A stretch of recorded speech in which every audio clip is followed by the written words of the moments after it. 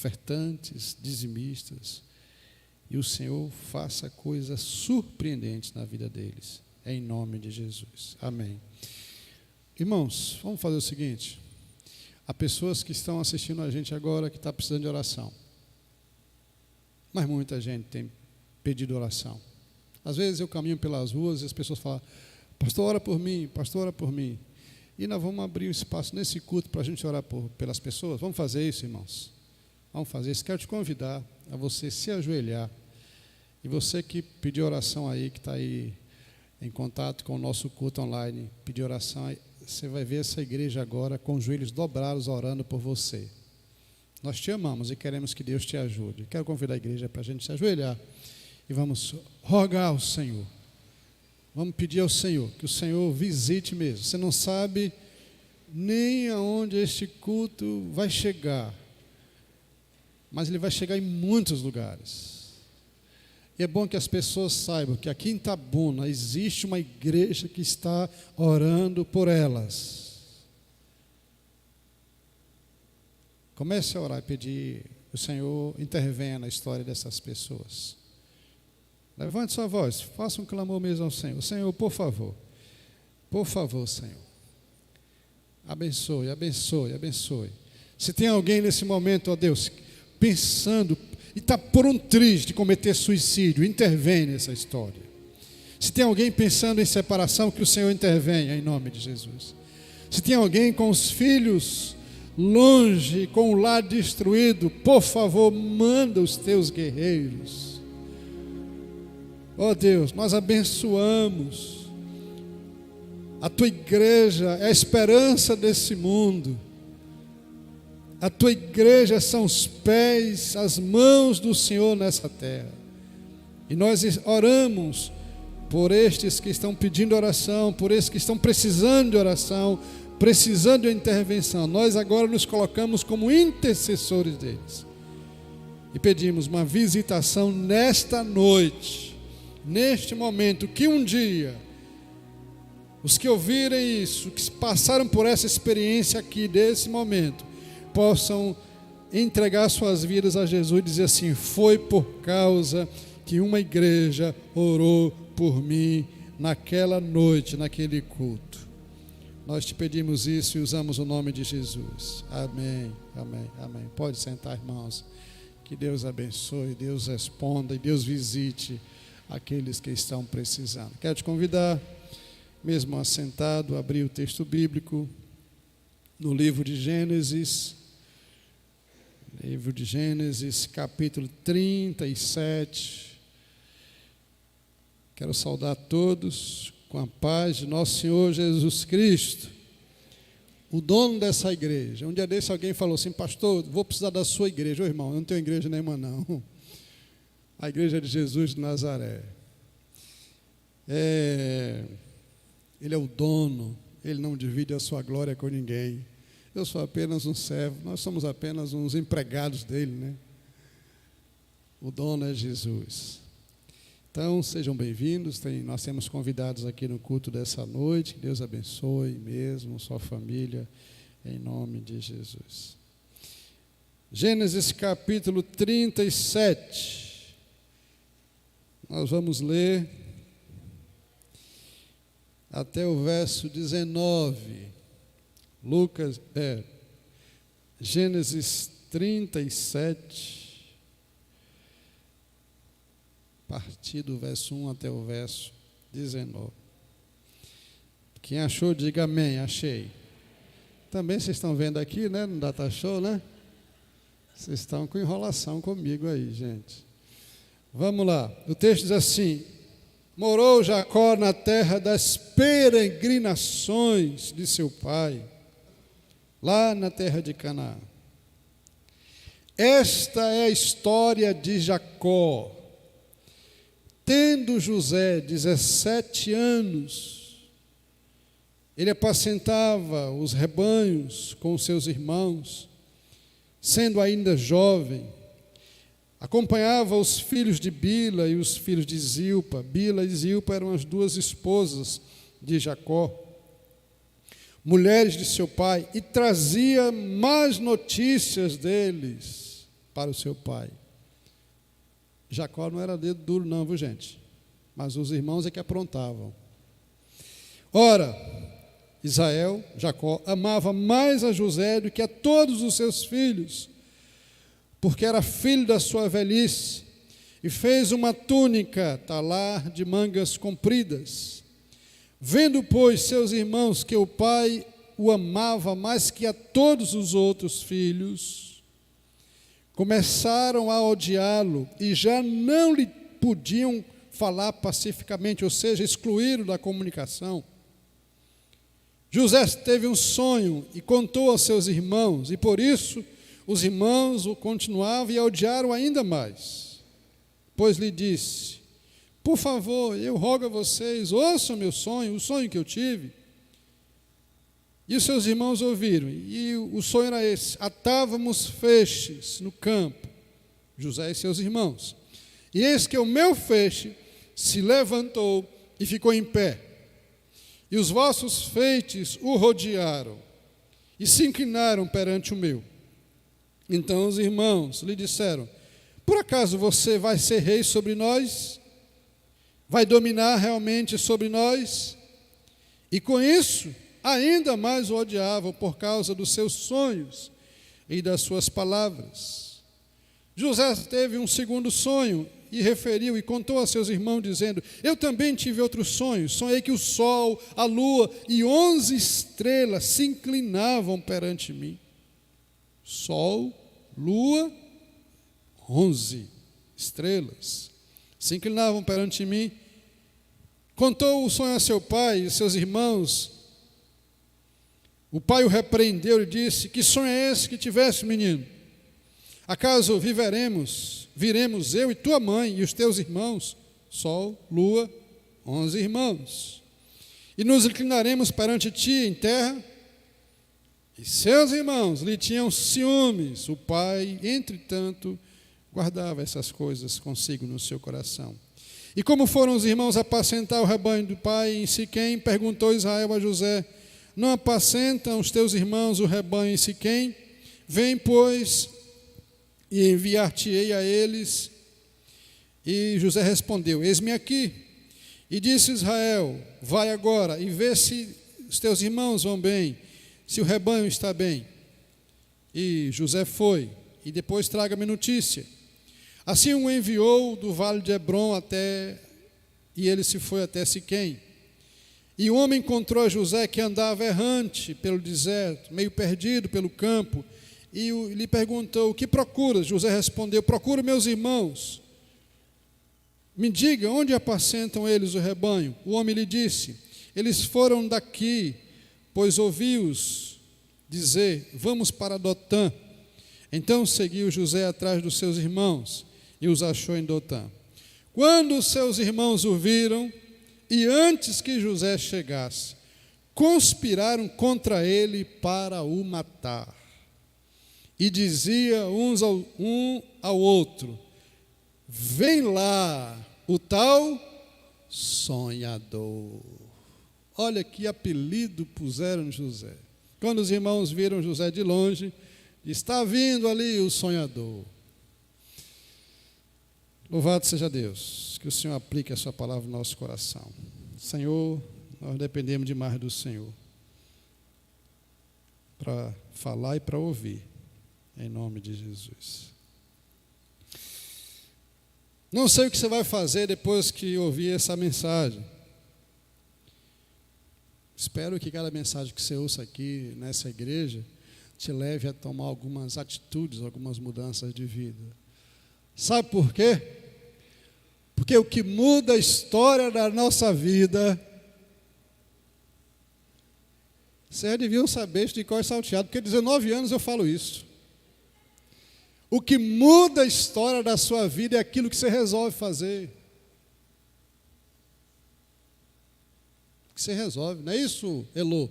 Elô, da mocidade, um dia me deu uma plaquinha aí, com essa minha frase. Aí tem uns 3 anos, essa semana eu lembrei dela, tem uns 3 anos eu acho isso. Que muda a história da sua vida é aquilo que você resolve fazer. Eu queria que você repetisse comigo: todo mundo, eu Só tenho uma vida. E acabou. Depois, ó, terra. Se alguém quiser a minha senha, eu posso passar, sem problema algum. Não cobro nada. Essa é a certeza que nós temos. Só temos uma vida só. Guarde bem isso.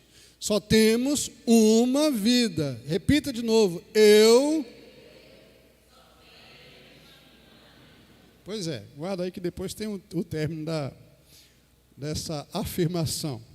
Meus irmãos, olha, eu tinha mais ou menos aí uns 13 anos, ainda era adolescente, e eu gostava muito de ir para a casa dos meus avós, lá em Belmonte. Não sei quantos conhecem Belmonte. Conhece Belmonte, você? Sua mãe de lá? Um belmontense? Não, essa é nova, gente. Achei uma coisa rara encontrar um belmontense com raízes de Belmonte. Isso é mais raro do que... Achei um. Rapaz. Lá, mais ou menos, quando eu tinha uns 13 anos, eu comecei a viajar sozinho. Não, essa foi boa, do Belmonte. E eu saía daqui, eu pegava o ônibus, quando era sempre férias, né? Eu saía daqui para... Era lugar certo, passar férias. Casa dos avós, lá em Belmonte. Eu lembro que eu pegava o ônibus da Rio Doce, 5 horas da manhã, aqui na rodoviária, e descia, quem conhece aqui a 101, descia ali no trevo, no entroncamento, né? Você segue a 101, vai para Eunápolis, aí à esquerda vai para Belmonte. 105, 110 quilômetros de estrada de chão, mas pense, naquela época era brabo. Conhece Marconi? Brabo demais o negócio. 100 e poucos quilômetros, gastava 4 horas de viagem. Na Suba, não me chame de velho, não. Senão eu paro de orar por vocês. Na Suba para viajar, é verdade, era assim. Era ou não era? Suba para viajar e desça para empurrar, porque o o ônibus quebrava mais do que andava. E eu lembro que o ônibus parava no entroncamento de Itapebi, que é mais ou menos por ali, e eu ficava esperando o de Eunápolis, que vinha aqui para Belmonte. Era mais fácil. Essa viagem se tornava mais fácil. E eu ficava esperando ali, sentava com a sacolinha na mão, e eu ficava olhando para a 101, para a continuação da 101. Eu não conhecia nada lá, só conhecia Belmonte. E eu dizia assim, um dia eu ainda vou para lá. Muitas vezes, eu ia em Belmonte, férias de julho e férias de janeiro, e eu dizia, mesmo trajeto, eu olhava e disse, um dia eu vou para lá. E um dia eu fui, arrumei uma namoradinha lá em Eunápolis. Ah, que bênção! Rompi as barreiras e fui para Eunápolis. Eu tinha 16 anos. Ela já sabe minhas histórias todas já, gente. 16 anos, fui para Eunápolis, atrás da namoradinha. Pronto, abri os caminhos.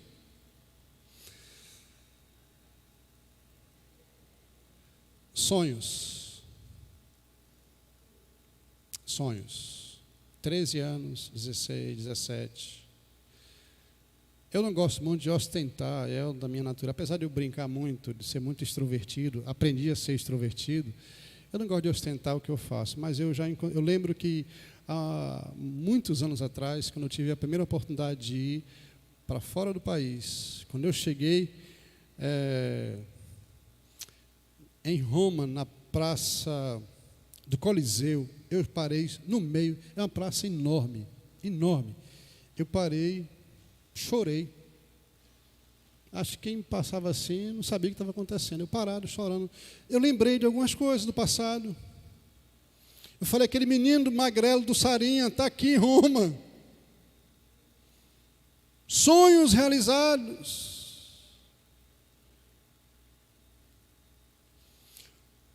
Nesse tempo, o tempo passou, eu conheci recentemente, alguns anos atrás, tinha uma família muito simples, aqui de Itabuna, simples, pobre. O menino tinha sonho de fazer faculdade. Essa família tinha 2 filhos, uma moça e um rapaz. E esse menino colocou na cabeça que ia fazer faculdade, mas como? Pobre, pobre, pobre. E esse menino começou a pesquisar, fez o vestibular, passou no vestibular. Foi um dos primeiros, naquela época tinha vestibular, foi um dos primeiros. Terminou o curso e ele descobriu que a UESC tinha uma parceria com alguns países, o chamado intercâmbio estudantil, não é isso? Intercâmbio estudantil. E lá foi o menino, a mãe, eu lembro de uma oração, eu fui visitá-los, e a mãe, sabe, coração apertado, porque o menino tinha conseguido, aquele menino pobre tinha conseguido tudo o que precisava.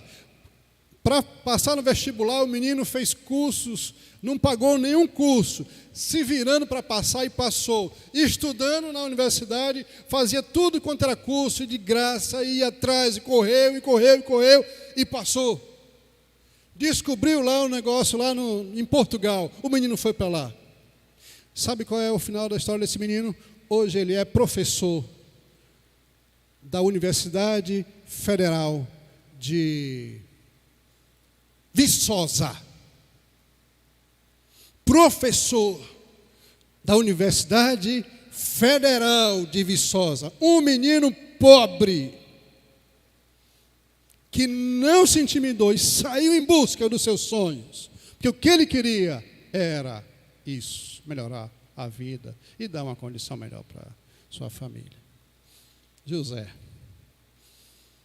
Eu acho que você não entendeu aqui o contexto da história desse camarada, porque a família do terceiro patriarca, Abraão, Isaac e Jacó. Jacó tinha 12 filhos, esse José era o mais novo, 17 anos, mas o menino vivia sob uma pressão terrível, porque os irmãos odiavam ele, porque ele era amado, o pai gostava, é assim, né? O filho caçula. E a mãe não vem me dizer que não tem preferência por filho, porque tem. A gente engana, né? Os pais não enganam, mas tem. Aqui, ó. Jacó tinha uma preferenciazinha aqui. Sabe, irmãos? Você já levou um beliscão de Deus? Alguém já levou aqui um beliscão de Deus? Quando Deus dá assim, pare com isso, tome prumo. Já ou não? Eu já. E agora eu tomei um recentemente, essa semana.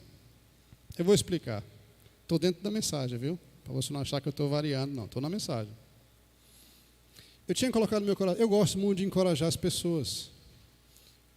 Mas, ultimamente, eu estava pensando muito e cheguei a falar isso. Eu não vou mais encorajar ninguém. Porque não é sempre que a gente vê resultado, às vezes a gente perde tempo. E eu coloquei assim, eu falei assim, olha, eu estava tomando um café lá em casa com a Fátima, e falei assim, olha, eu vou parar de encorajar as pessoas. Quando foi terça-feira, agora, semana passada, de manhã cedo eu abri meu celular e tinha lá uma mensagem. Pastor, obrigado pelos incentivos, pelo encorajamento que o Senhor tem me dado ao longo da minha vida nessa igreja. Pastor, estou fazendo um curso profissionalizante. Falei, bate, mas bate devagar, Jesus. Pastor, eu descobri que não é tarde para a gente correr atrás dos nossos sonhos.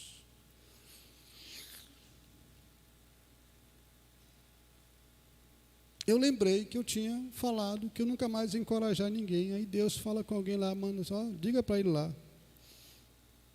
Que não é assim não que funciona a vida. Que um pastor também tem que ser encorajador de pessoas. Foi a melhor mensagem que eu recebi essa semana passada. A melhor mensagem. Porque ela me fez repensar. E eu quero estar nesse dia da formatura. Geralmente eu não gosto de perder a formatura das minhas ovelhas. Não gosto de perder. Porque eu quero celebrar com eles. Porque eu olho para trás e vejo quanto nós crescemos como igreja.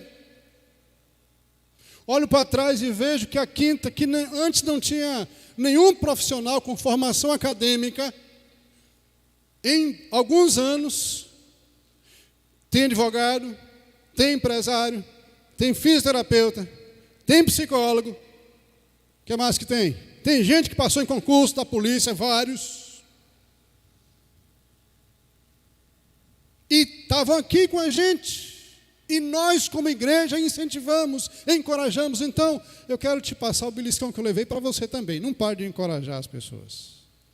Os nossos jovens em forma especial.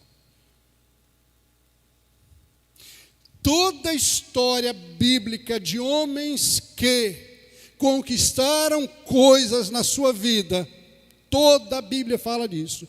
Foram pessoas que lutaram muito. Não cai do céu essas coisas. Tem que ralar, tem que estudar, tem que correr atrás. Não cai do céu, não. Aqui está uma história que nos mostra isso. Nós estamos falando aí desde dezembro. 2024 será o ano das conquistas.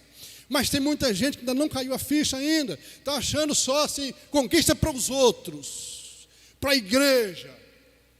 Mas e as suas conquistas pessoais? O que você quer da vida? Onde você quer estar daqui a alguns anos? Como você quer estar daqui a 5, 10 anos, na mesma situação de hoje? Talvez ganhando um salário mínimo, talvez vivendo de um projeto social do governo. Como você quer estar daqui a 5, 10, 15, 20 anos, na mesma situação que está hoje? José disse: não, o meu lugar não é cuidando de ovelhas. Eu tenho sonhos. E eu quero dizer para você nessa noite: tenha sonhos. Sabe por quê? Porque Deus é o nosso parceiro de sonhos. Essa não é uma história de José, irmãos. É a história do Deus de José. É a história daquele Deus poderoso que abençoa quando a gente tem planos. Mas o que é que tem esses homens, Davi, Salomão, Moisés, Paulo e esse José, o que é que esses camaradas têm que nos chama a atenção para a gente afirmar que Deus é parceiro da gente nos sonhos? Eu quero te mostrar algumas coisas. Sabe o que é que esses homens tinham diferentes? Primeiro, eles mergulharam-se em Deus. E Deus produziu sonhos no coração dele. Irmãos, olha o que aconteceu aqui. Quando José cita os 2 sonhos, não foi apenas um sonho, estava envolvido o futuro dele, o futuro da família, o futuro da nação de Israel, porque isso foi promovido pelos céus. Veio do coração de Deus. Deus tinha propósitos na vida de José. E isso, irmãos, só entende isso quem está alinhado, visão do céu com a terra. Não são sonhos para você somente enriquecer ou gozar a sua vida como você quiser. Ele fala aqui: eu tive um sonho.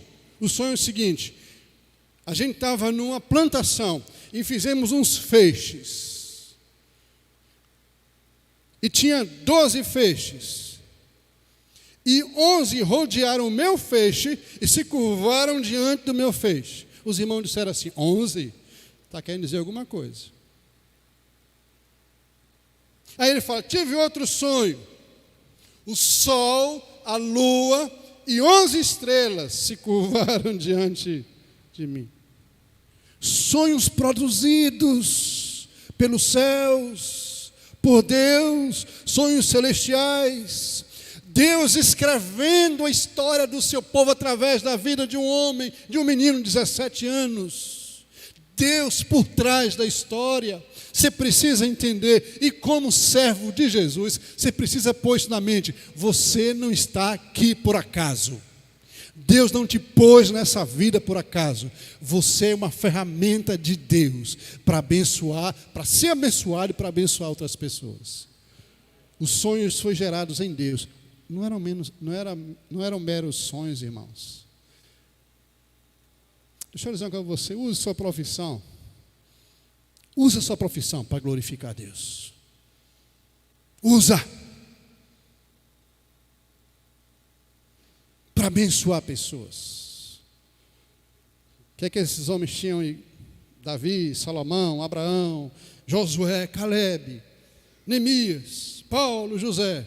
Homens que foram movidos por sonhos de Deus.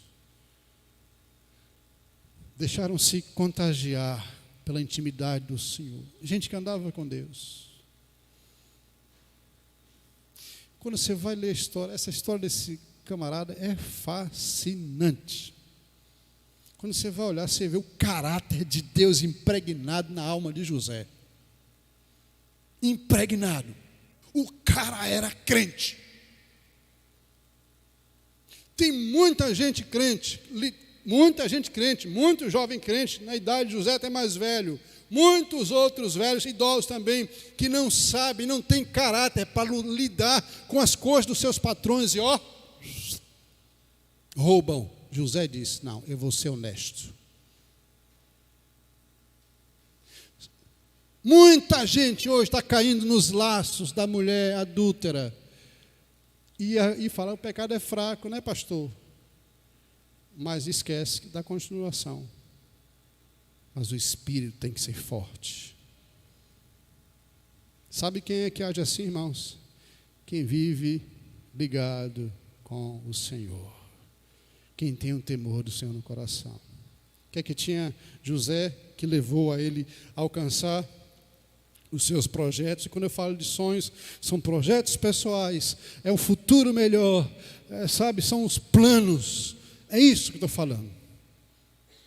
Os irmãos não entendiam isso, achavam que ele era um sonhador. Sonhador parece como um cara assim, um cabra meio aéreo, né? Que está andando no mundo assim, meio que fora da realidade. Mas José sabia o que queria, quem estava guiando sua vida e onde ele queria chegar. Tinha 17 anos. Quantos anos você tem? Você ainda sonha ainda? Olha o caso que eu falei aí. Não sei qual é a idade da pessoa, mas é considerável a idade. E ela fala, eu descobri que eu não posso parar de sonhar. E resolvi mudar a história da minha vida. O que é que esses homens tinham demais? Estipularam metas para a sua vida. Você precisa estipular meta para a sua vida. Lembrei de você, Joy, quando a gente estava na aula aí de casais. O Joy, eu toquei num assunto, um dos pontos foi esse aí, o presbítero Joy falou assim, pastor, gostei do negócio. O que, Joy? Onde você quer estar daqui a 10 anos? Foi assim? Que eu falei isso aí, olha, coloque metas para a sua vida. Sabe por quê, irmãos? Sonhos sem metas não passam de sonhos. Você tem que dizer assim, eu quero estar lá. Se Deus me der vida, eu quero estar lá. Vou lutar por isso. Metas.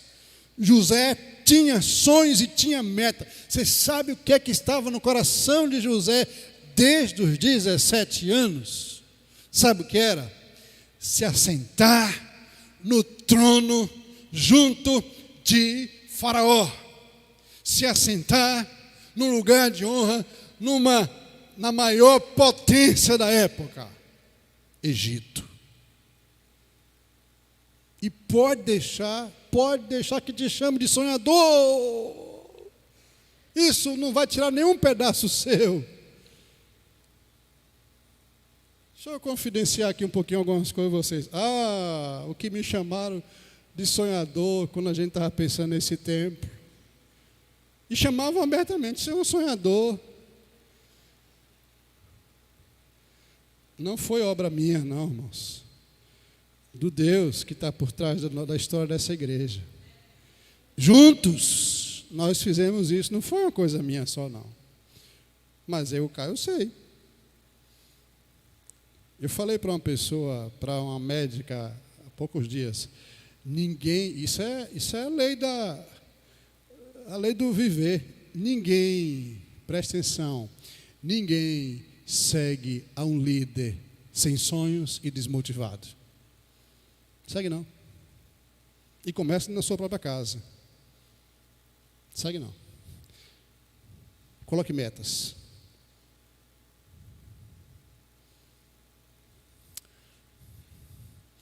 Daqui a 5 anos eu quero estar aqui. Daqui a 10 anos eu quero estar assim. Meu lugar não é cuidando, não estou, preste bem atenção, por favor, não estão desmerecendo a profissão de ninguém.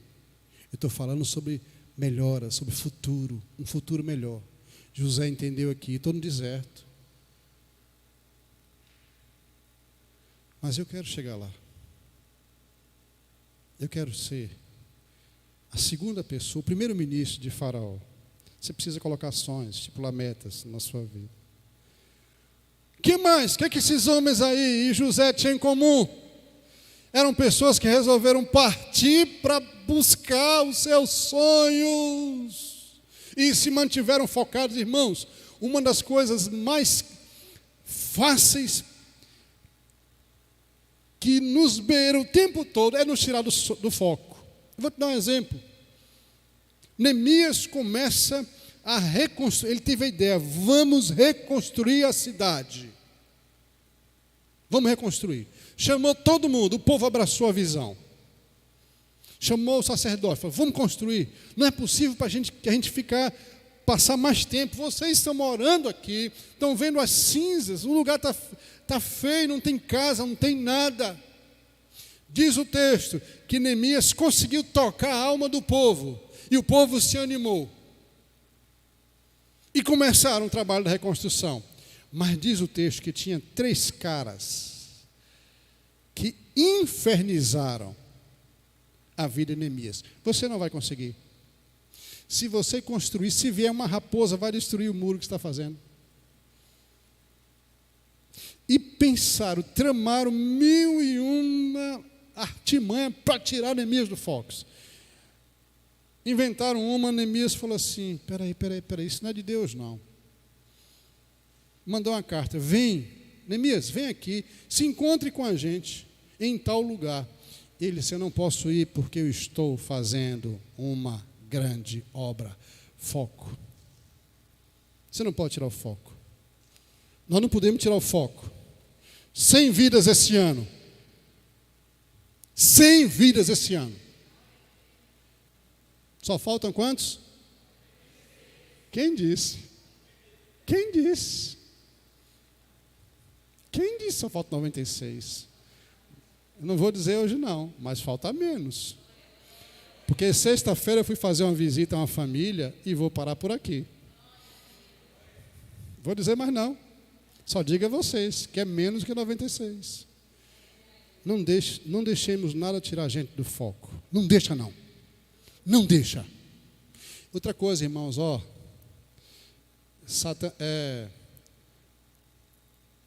os 3 inimigos de Neemias são símbolos da ação do diabo para tirar Neemias do foco e tirar o povo do foco.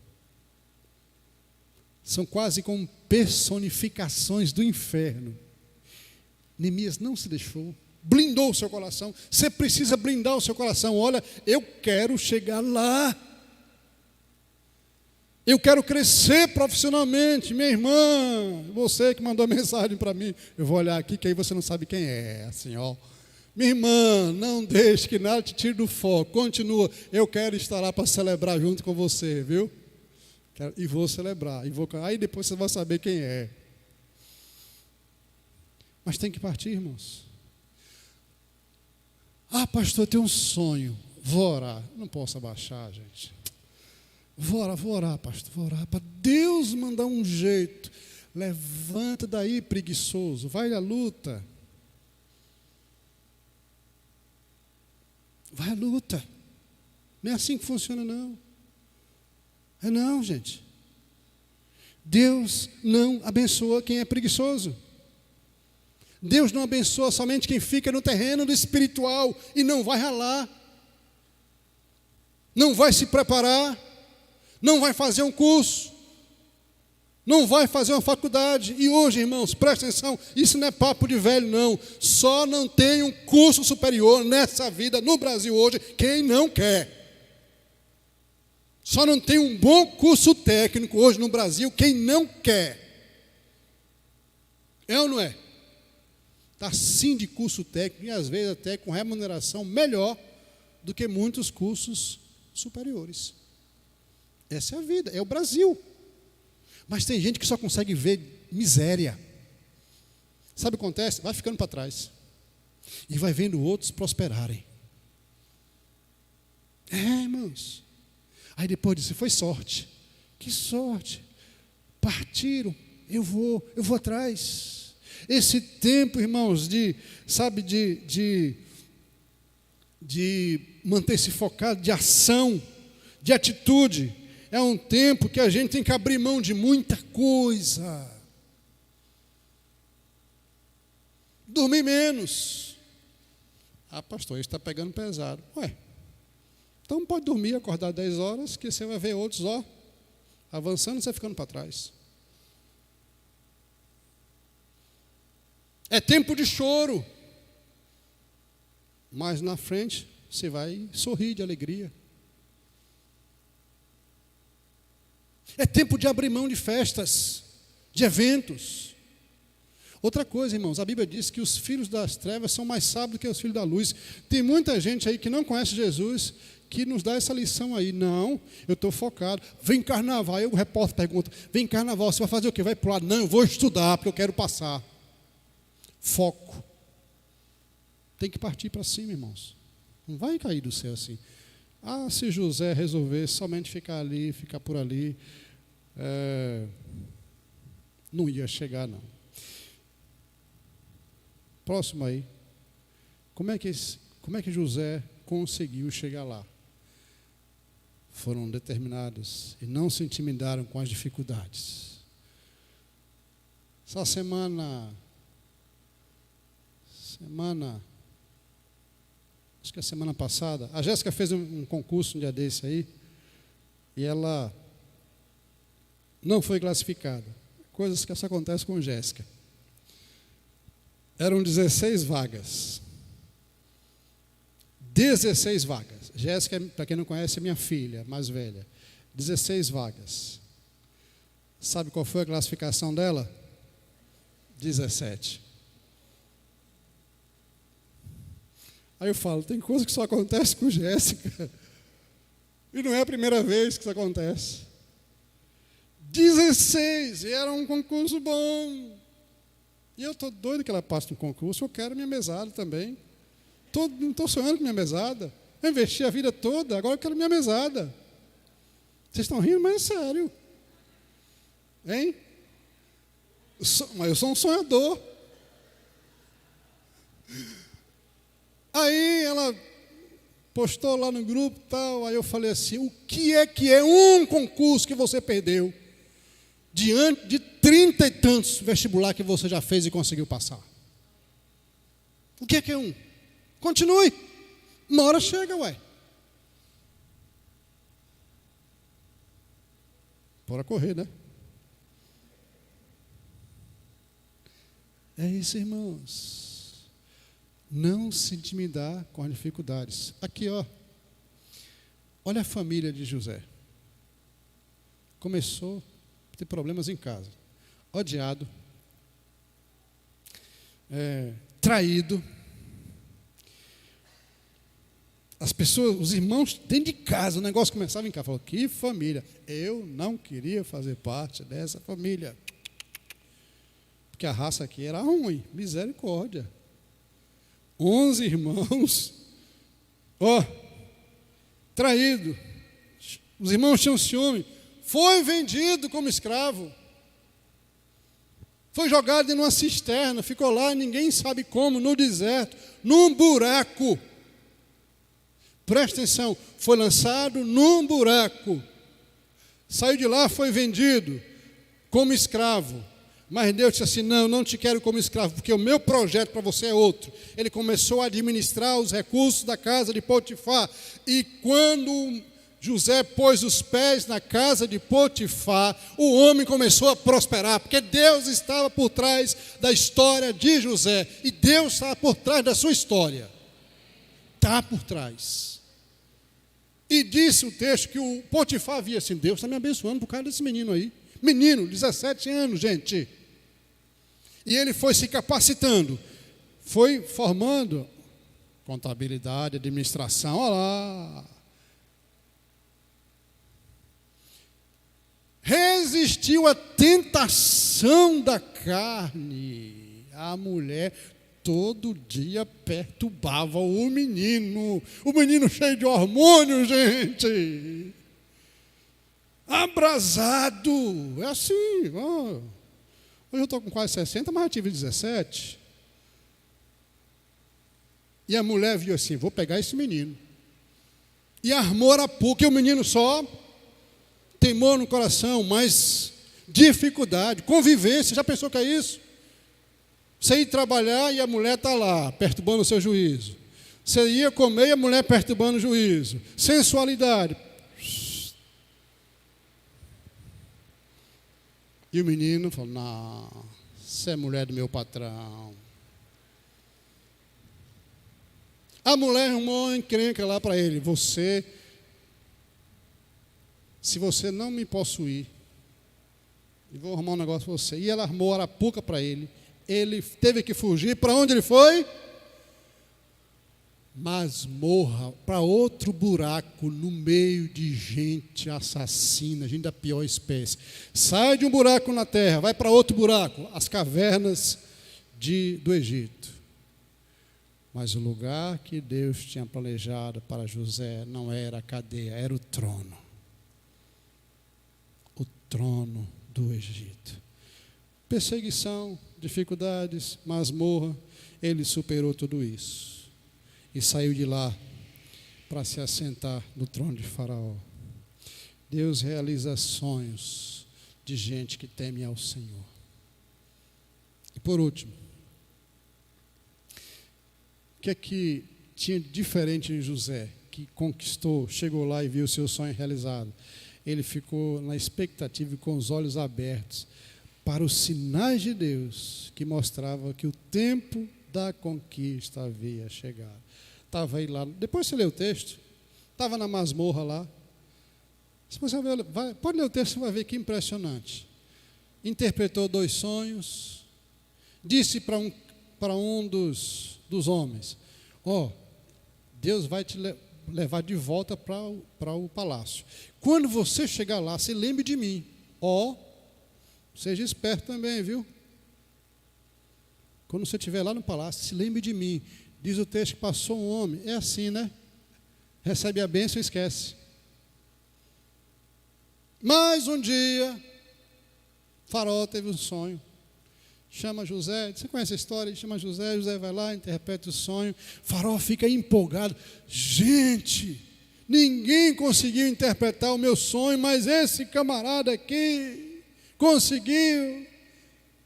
Eu preciso de um homem como esse para administrar aqui.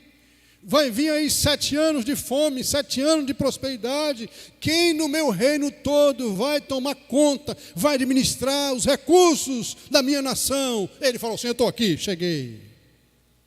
Eu me preparei a vida toda. Sabe quanto tempo? 13 anos. José tinha 17 anos, quando foi traído pelos irmãos. E se assenta no trono com 30 anos. Chegou o tempo de Deus. José percebeu que aquele momento ali, aí ele vai, quando ele chega para Faraó, quando alguém disse, Faraó teve um sonho, precisa de alguém, e eu lembrei de você o homem. Aí diz o texto que o cara se barbeou todo, botou uma roupa bonita, e foi lá se apresentar a Faraó. Sabe por quê? Porque no coração dele, aquele que gerou o sonho, estava confirmando, agora é o tempo. Por isso que ele fala com autoridade, eu posso administrar essa potência chamada Egito. Eu vou repetir, essa não é a história de José, essa é a história do Deus de José, o parceiro que realiza sonhos. Você precisa ter sonhos. Sonhos para você. Sonhos para sua família. No sonho de José, a família estava incluída. Sonho para o seu povo.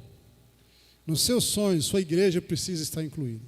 Desse eu vi, alguém me falou assim, pastor, eu quero que Deus me abençoe, eu quero prosperar, porque eu quero abençoar a 5ª igreja.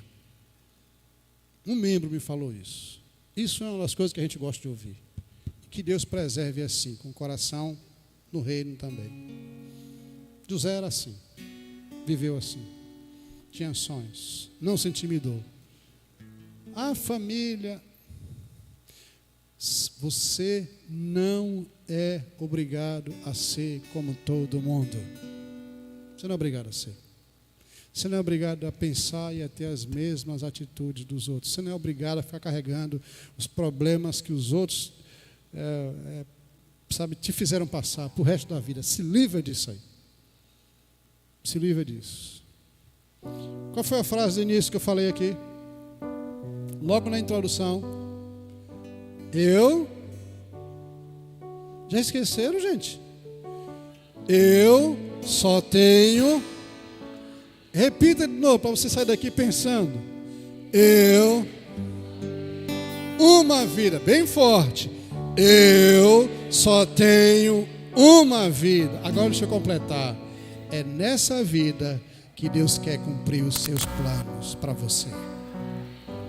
É nessa vida que você tem. Porque não tem outra oportunidade. Morreu, acabou. Tem que esperar agora só a ressurreição. Acabou. É nessa vida. José experimentou nessa vida. Governou durante 3 dinastias. Assim foi também com Daniel, Sadraque e Abednego. Enfrentou dificuldades, levado escravo lá para Babilônia. Superou tudo. E venceu. Quero te convidar a ficar em pé. Sonhe. Mas alimente-se do temor de Deus. Todo santo dia. Meu pai tem 85 anos. Na desse ele me diz, meu filho, acho que você deve ter ouvido isso lá. Meu filho, eu ainda tenho sonhos. George essa semana tomou um café lá com os velhinhos lá. E me falou ali, Heavy, seu pai e sua mãe ainda sonham com a evangelização. 85 anos. Foi isso ou não foi? Ele me falou há pouco instante aqui antes do culto. Sonhos de levar pessoas a Jesus. Você não pode perder esse sonho não, irmão. De forma alguma. Tu és a minha luz, a minha salvação. E a ti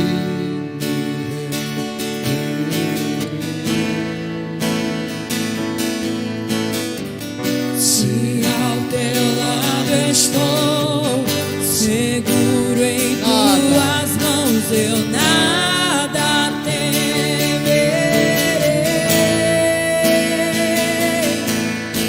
Tu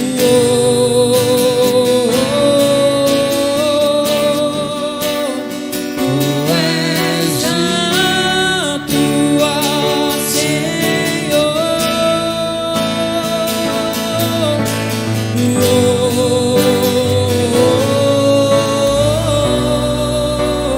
Tu és digno de louvor.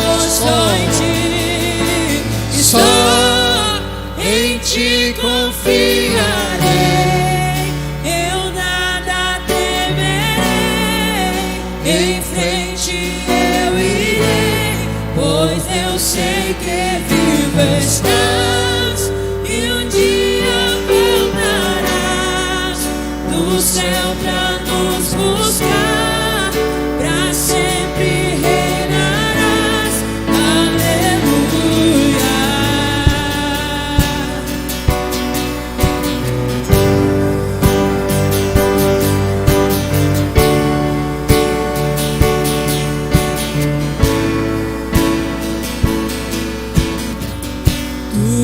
és a minha luz, a minha salvação, e a ti me renderei.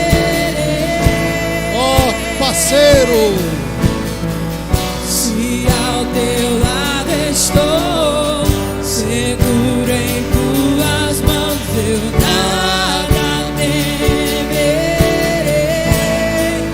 Oh, oh, tu és santo, ó Senhor.